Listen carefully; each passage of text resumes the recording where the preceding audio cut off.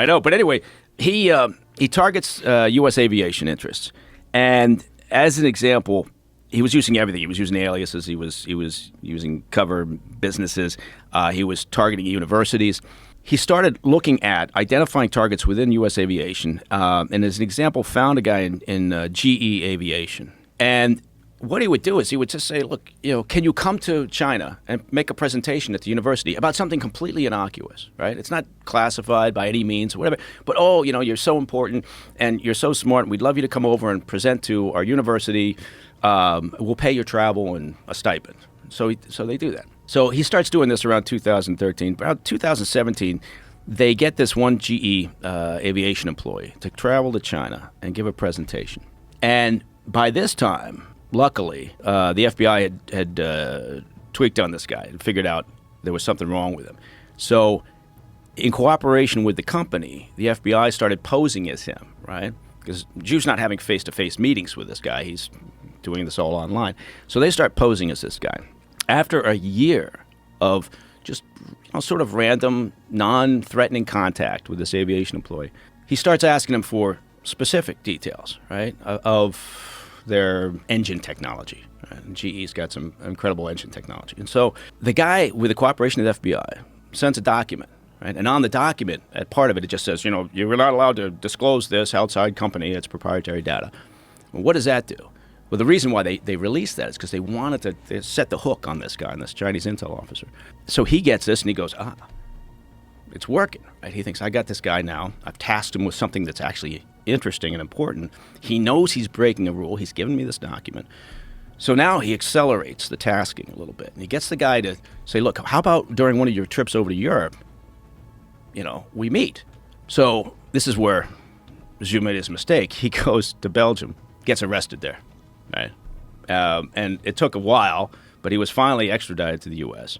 and finally charged. But he was doing other things. He was the handler for a kid working as a student, came over here as a student visa in Chicago, gave him targets, said, here are some individuals, again within aviation industry, said, I want you to start looking at them, and maybe some of them are interesting, and we might want to start developing some of these targets. Running this kid, who's living and working and studying in Chicago. The targets were all of Chinese or Taiwanese descent, which is typical, right? They kind of hone in on that, Eventually, that kid got wrapped up. Once we started to figure out what was going on with Zhu, then obviously started to unravel his network. But this kid was also doing the same thing, was targeting under the direction of Zhu and the Chinese intel. Other things he did, I can't, again, I know I disappeared down a rabbit hole here, but to the point we made earlier in terms of operating in China, he was also targeting other countries. So he went after a French aviation company that had a facility in China. What does that mean? Well, that means that every employee, every local employee, is probably going to respond. If Zhu knocks on the door and says, I need your assistance, you're going to have to be my asset, they're probably going to say yes, right? Because they're operating there in China. Now, they're working for a foreign company. But does that really matter when the Chinese regime knocks on your door? So they did, and what they did was, with the cooperation of this internal asset, they were able to place malware on a visiting Frenchman's computer with the hope of taking it back to France and then, affecting their entire system. So anyway, long story short, I guess the point of that exercise is the aggressiveness, right? The ability. You think about the years that they spend going after targets, and yet we want to believe somehow TikTok, that they're not going to touch that. Well, it's a lot of data there, but we're not going to go after TikTok data. What kind of data do you think they're really accumulating? The thing that's disturbed me is that this discussion that they're getting biometric data, they're getting facial recognition data and fingerprint data from both, fingerprint readers from Android phones and biometric facial data from iPhone, the face opening thing. What are they doing with all that shit? Well, some of it isn't of much use to them in the present time, right? But they don't care. So their ability, because of their resources and their motivation, is to just hoover up everything.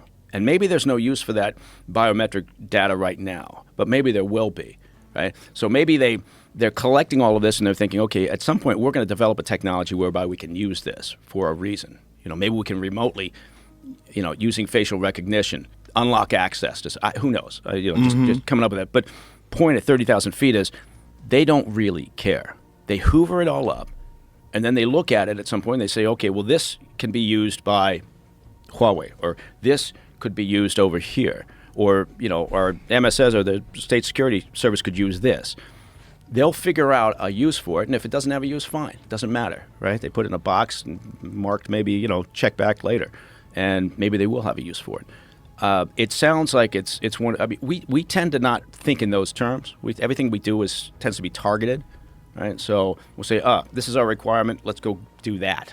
The Chinese are they're looking 30 years, 40 years, 50 years down the road. So.